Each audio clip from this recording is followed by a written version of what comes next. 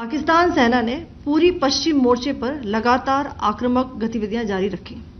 उसमें यूकैप drones, long range weapons, loitering munitions और लड़ाकू विमानों का उपयोग कर भारतीय सैन्य ढांचे को निशाना बनाया। नियंत्रण रेखा पर भी ड्रोन घुसपैठ और भारी कैलिबर हथियारों से गोलाबारी की। अंतर्राष्ट्रीय सीमा और एलओसी पर श्रीनगर से नलिया तक 26 से अधिक स्थानों पर हवाई घुसपैठ के प्रयास किए गए। भारतीय सशस्त्र बलों ने अधिकांश खतरों को सफलतापूर्वक निष्क्रिय किया। फिर भी वायु सेना स्टेशनों पर उधमपुर, पठानकोट, आदमपुर और भुज बठिंडा स्टेशन, इन सब पर उपकरण व पर्सनल्स को हानि पहुंचाई। मैं ये भी बताना चाहती हूं कि पाकिस्तान ने हाई स्पीड मिसाइल सुबह 1:40 पर इस्तेमाल करके पंजाब के एयरबेस स्टेशन को दागने की कोशिश की।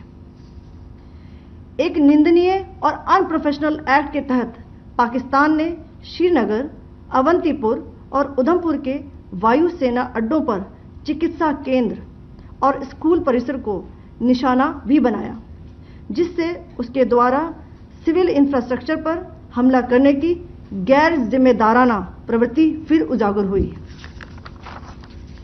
पाकिस्तान द्वारा सैन्य ठिकानों को जानबूझकर निशाना बनाने के पश्चात भारतीय सशस्त्र बलों ने त्वरित व सुनियोजित जवाबी हमले किए।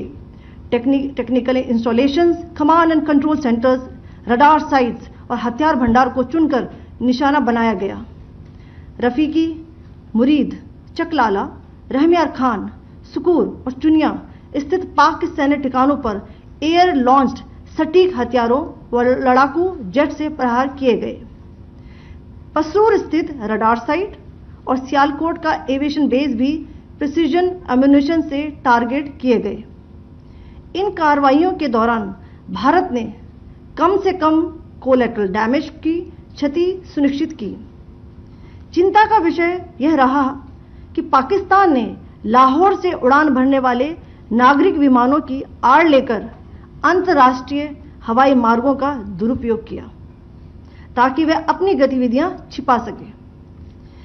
ऐसी चालों ने भारतीय वायु प्रतिरक्षा तंत्र को नागरिक सुरक्षा सुनिश्चित करते हुए अत्यधिक संयम के साथ कार्य करने के लिए विवश किया।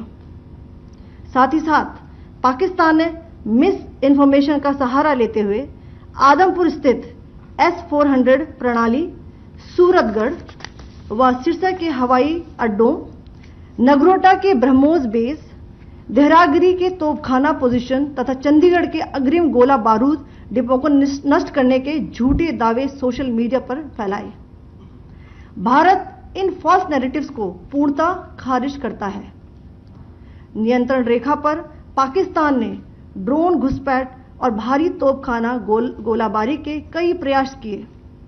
कुपवाड़ा, बारामूला, पुंछ, राजौरी और अखनूर सेक्टर्स में तोप, मोर्टार एवं हल्के हथियारों से भीषण गोलाबारी जारी रही। भारतीय सेना ने प्रभावी व तुलनात्मक प्रत्युत्तर देते हुए पाक सेना को काफी क्षति पहुंचाई। पाकिस्तान सेना के अग्रिम क्षेत्रों में सैनिकों की डिप्लॉयमेंट बढ़ती दिख रही है, जो स्थिति को और भड़काने की मंशा दर्शाती है। भारतीय सशस्त्र बल पूर्ण परिचालन तत्परता की स्थिति में है। अभी तक सभी शत्रुतापूर्ण कार्रवाइयों का प्रभावी ढंग से सामना कर उपयुक्त जवाब दिया गया है। भारतीय सशस्त्र बल दोहराते हैं कि वे तनाव वृद्धि नहीं चाहते, बशर्ते पाकिस्तान भी ऐसा ही व्यवहार करे। आखिर में आपको कुछ वीडियो दिखाना चाहती हूं जहां पर इंडियन आर्मी के वेपन्स एलओसी पर पाक के एसेट्स को ध्वस्त करते नजर आ रहे हैं।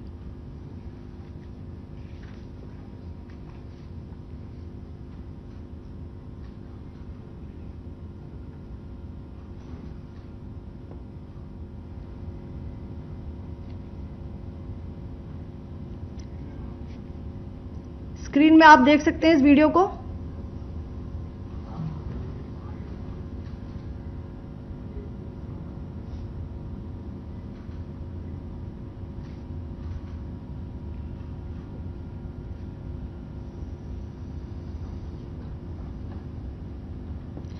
धन्यवाद। जय Hind. Pakistan military continued with its provocations, carrying out aggressive actions employing multiple threat vectors all along the western border. Pakistan employed UCAV, drones, long-range weapons, loitering munitions and fighter aircrafts to target civilian areas and military infrastructure.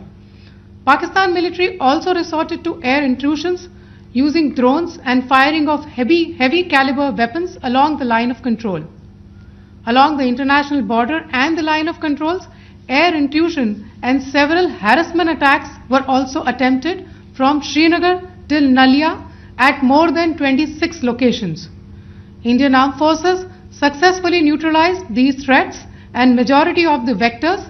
However, limited damage was sustained to equipment and personnel at Indian Air Force stations at Udhampur, Pathankot, Adampur and Bhuj. There were also several high-speed missile attacks noticed subsequently after 0140 hours in the night at several air bases in Punjab. In a deplorable cowardly act, targeting of civilian infrastructure also had taken place, where Pakistan attacked the Medicare Center and school premises at the air bases of Srinagar, Avantipur and Udhampur, yet again displaying irresponsible targeting of our civilian infrastructure. In a swift and calibrated response, Indian Armed Forces carried out precision attacks only on identified military targets. These included technical infrastructure, command and control centers, radar sites and weapon storage areas. Pakistan military targets at Rafiqi, Murid, Chaklala, Rahim Yar Khan, Sukur and Chunya were engaged using air-launched precision weapons from our fighter aircraft. Radar site at Pasroor and Sialkot Aviation Base were also targeted using precision munitions. While carrying out these responses, India ensured minimum collateral damage.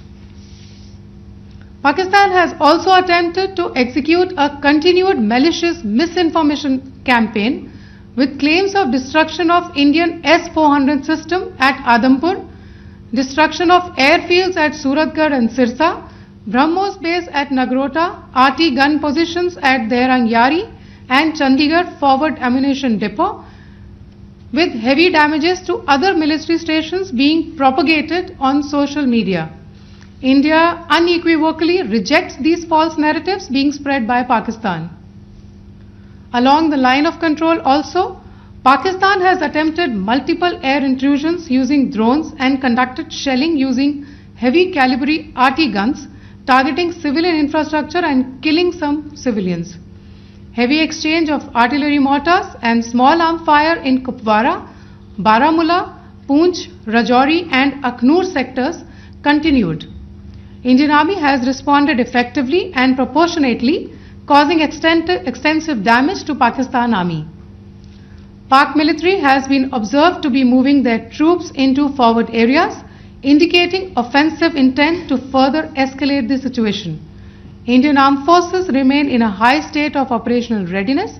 All hostile actions have been effectively countered and responded appropriately. Indian Armed Forces reiterate their commitment to non-escalation, provided it is reciprocated by the Pakistan military. At the end, I would also like to show you a few images of Air Force bases in the Punjab sector and Rajasthan sector, where it is mighty clear that we are debunking the Pakistani claims of causing destruction at these air bases. You can yourself see the normalcy in these Air Force stations. This is Sirsa, Suratgarh. The runways are intact.